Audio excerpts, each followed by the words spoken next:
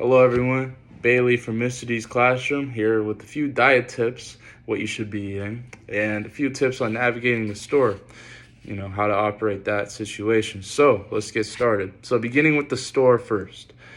If you think about the structure of a grocery store, you walk around the outside of it, right? You're going to find meats and a lot of other cuts of meat.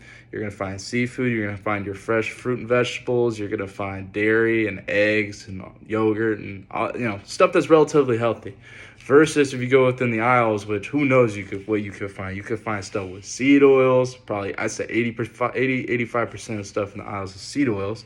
And then there's seed oil itself in there, and other processed foods and stuff you do not want to put in your body. So biggest tip I have is to stick to the outside of the store. Start with your fruits, fresh fruits, make your way over to the meat, get some beef, get some dairy if you can tolerate it, and go about your day, right?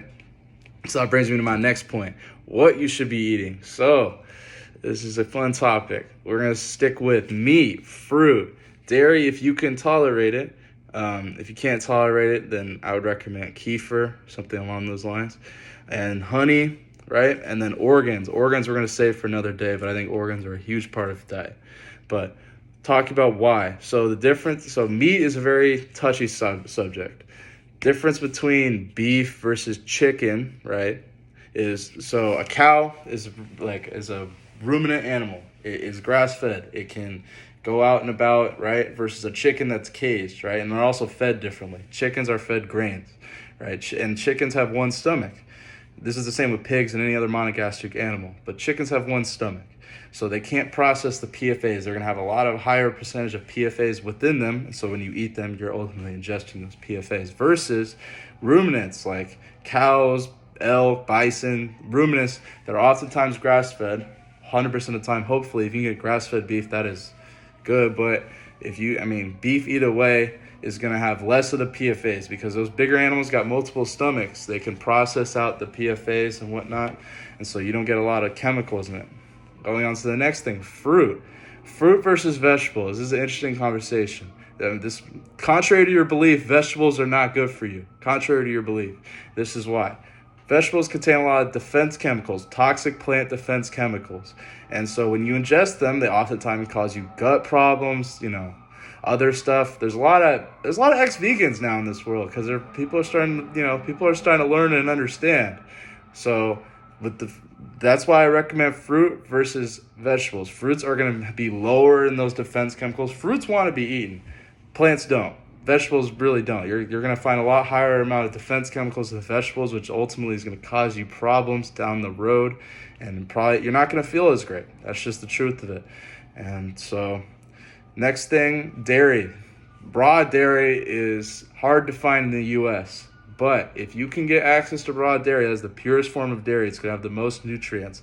Oftentimes, the issue at these stores is they only have pasteurized dairy. And the thing with pasteurization, let's take milk, for example. Pasteurization, they heat it up to temperatures as high as 285 degrees for a couple seconds to get the chemicals or whatever they want to strip out of it, but they're ultimately stripping nutrients, right? Ultimately stripping the nutrients out of it. So if you can find a milk at a store that's low temperature pasteurized, the lowest temperature possible, hopefully, that's going to be ideal because those are going to have more of the nutrients in it versus high pasteurized milk that's going to cause you some problems. So if you can tolerate dairy, stick to the lower pasteurized milk versus something that's very pasteurized at a high temperature. So moving on here, we're going to talk about honey. I think honey's great. Honey is, it's instant energy. It's carbohydrates. It's ultimately a lot better than table sugar and all this other stuff that you can ingest. I put honey on all my fruits and stuff, so I believe that honey is a great resource. You can use it. I use it before the gym. I don't eat before the gym, really. I literally take a bunch of honey, just a tablespoon or two. You're good to go. You're going to have some instant energy and whatnot. So that is the ultimate sum of it all. So meat, fruit, dairy if you could tolerate it, and honey. That's where I'm going to leave it off. And organs we'll talk about at a later day. But as always, have a great day. Thank you very much.